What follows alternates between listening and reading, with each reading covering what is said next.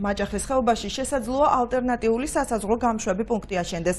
საკითხზე დღეს აჭარის უმაღლეს საბჭოში საკანონმდებლო ორგანოს თავმჯდომარე და ბათუმში თურქეთის ახლად დანიშნული გენერალური კონსული იასინ თემისქანი საუბრობდნენ. გაცნობითი ხასიათის შეხვედრაზე მხარეებმა ბათუმი რიზეს მიმართულებით საზღვაო ტრანსპორტის დანიშვნაზეც იმსჯელეს. ყურადღება თურქეთ-საქართველოს შორის ეკონომიკურ და ტურისტულ ურთიერთობებზე გაამახვილეს. კონსულის თქმით, მიუხედავად იმისა, რომ ეს მის კომპეტენციას სდება, თურქეთის ტერიტორიაზე არსებული ქართული ტაძრების რესტავრირების და მათი ამოქმედების საკითხზე მუშაობა აქტიურად მიმდინარეობს.